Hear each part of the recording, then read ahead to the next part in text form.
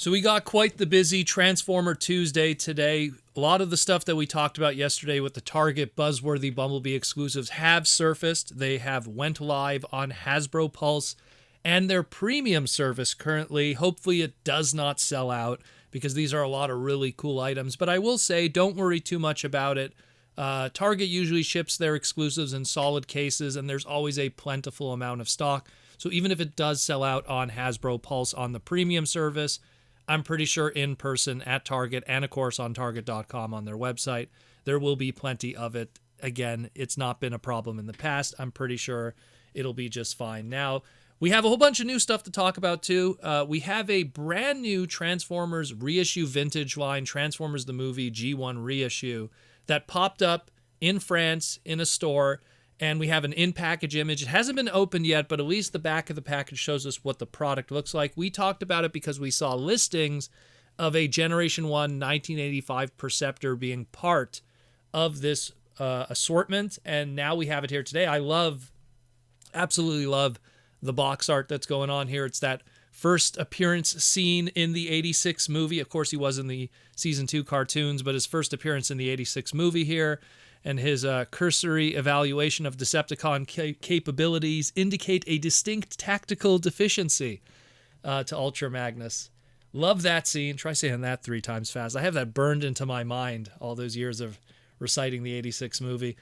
Love it. I love the box art. And on the back, we get a good look at what potentially this figure is going to look like and what was done differently. Because with this Transformers the Movie reissue line, is all about taking those old G1 molds and giving them the best possible show-accurate color scheme they could potentially put together, like with budget not even being an issue.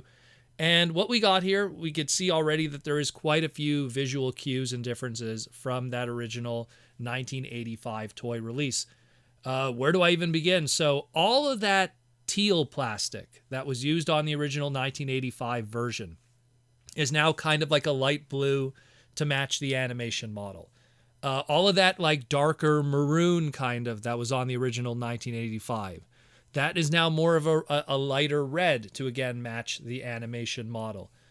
His head sculpt, which originally had yellow eyes on the 85 toy, now is the Autobot blue done proper. The little crest on his forehead that was originally gray is now yellow, like the animation model. I feel like I'm repeating myself, but the stickers that were on his thighs originally are now gone. There's no stickers. Instead, there's some tampos that really match that of his original animation model. Again, there was kind of this sculpted design that was on his thighs in his original animation model, so they kind of match that with some tampos there. I really appreciate the fine details with that.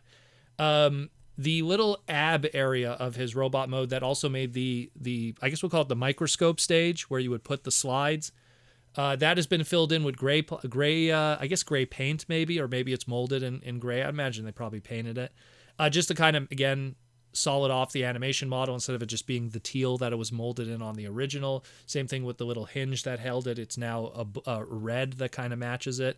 All these little fine details that when you put it side by side with the animation model, it's really cool how they went out of their way to really get all that stuff. And then, of course, this is the one that I'd really like to see in person, the toy, to kind of like cement this opinion and know if it's true. But I think that they didn't use chrome on all the gray areas. I think they use more of a metallic kind of gray paint, if anything, or a silvery kind of paint. I mean, it looks like they closed off a little bit also his chest area with some of the paint, but it's hard to tell from this photo. So I don't know if they went with chrome or if they went with a silver paint. Also, it's hard to see his face. I know that they probably didn't make the effort to do a brand new head sculpt. I don't blame them. That would cost them more money and tooling. But did they like maybe paint in a mouth, or did they just, I'm curious what they did with the face straight up, because on the box, I mean, it looks completely different. It's a whole other story with the art that they used. Probably looks like Marcelo did that one, but it is very cool what they did here. I really like it. Again, taking those old figures and giving them this premium paint scheme and giving them the best possible version you could get of those old G1 toys. I mean, I love that Hot Rod one that came out. Oh my goodness, I love that thing to death. So if you're a Perceptor fan, man, that is just amazing how it looks. It looks really, really good. Can't wait to see more of these in the near future. So stay tuned for that. We don't have a price yet because this was in France. So even if there was a pricing, it wouldn't be the correct one. But stay tuned, and we'll figure that out in the near future. Now, getting into the Buzzworthy stuff that we talked about. So now we have prices for those, and we have shipping dates.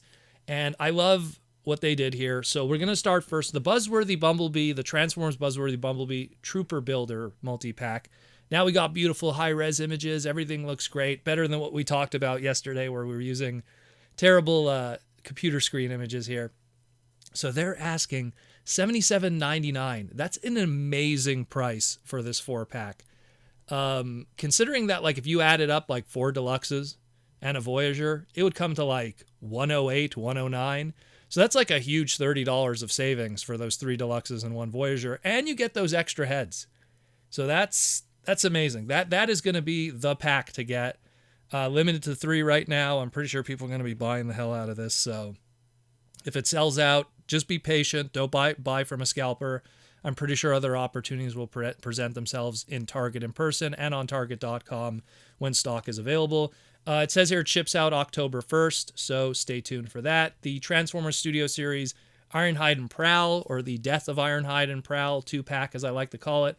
That one, too, you also save a couple bucks, $54.99. You get a Voyager and a Deluxe, which normally would have been $58.99. So about a little bit of $4 to $5 of savings there, depending.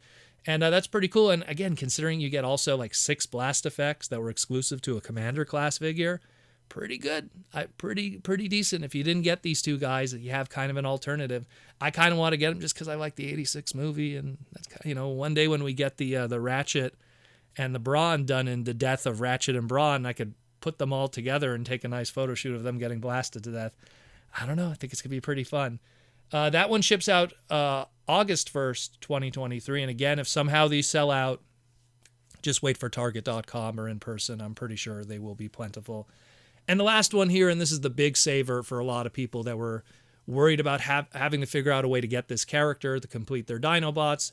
Transformers Studio Series Grimlock SS-07, but in the Buzzworthy Bumblebee box. Again, that original Studio Series SS-07 Age of Extinction Grimlock was going for stupid money in the secondary market for quite a while. Literally up until just a few weeks ago, people were paying easily over $120 for this thing.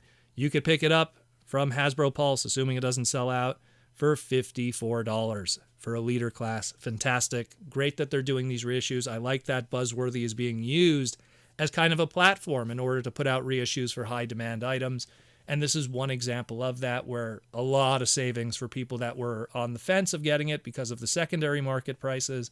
Now they have an opportunity here. And again, if it somehow sells out, guys, just wait for in person. I'm pretty sure there'll be plenty. So that's fantastic stuff. Again, there's really nice high-res images. Go check it out, even if they are sold out, just so you could see how nice the figures look. Very exciting stuff. Like I broke down yesterday's segment. Go check that out to learn about the history of some of these obscure characters if you're kind of curious. Last thing I want to cover is we're barely a week into Transformers Rise of the Beasts being in theaters, and Amazon has already put up the home video releases for DVD, Blu-ray digital, 4K UHD and digital, and of course their Prime Video service. Yeah, this is crazy how fast they put that out. There's no release date yet, but it is out there. Prices are out there. I'll post them on the screen. I would personally, us hardcore fans, we're going to want some beefy, cool box set kind of thingy. I would wait it out. I'm pretty sure they're going to do some special steelbook box set kind of thingy shaped like, Optimus Primal's head, whatever. They'll do some kind of cool thing. So maybe don't right away pre-order these ones. Kind of wait it out and see what else they're going to put out there. Because I know they did something similar with the Super Mario movie, where literally not too long after the movie came out in theaters, they put all these home video pre-orders. And then not long after that, they did a special shaped like a star Super Mario box set. So I imagine they're going to do something similar here with Rise of the Beast. So just to put it out there. It is out there, but I'd be hesitant. There's still plenty of time probably to lock in your pre-orders with this. There's going to be no shortage of DVDs at Walmart, especially these vanilla versions, if you will. So just wanted to put that out there too, to keep people informed. And again, thanks for listening to the Transformers Slag podcast. It's been a very interesting Transformer Tuesday with discussions and everything. And all I got to say is, yeah, man, looks like we're getting some KISS play through Buzzworthy. What a world we live in. Talk to you again real soon, and we'll talk again on the Transformers Slag podcast.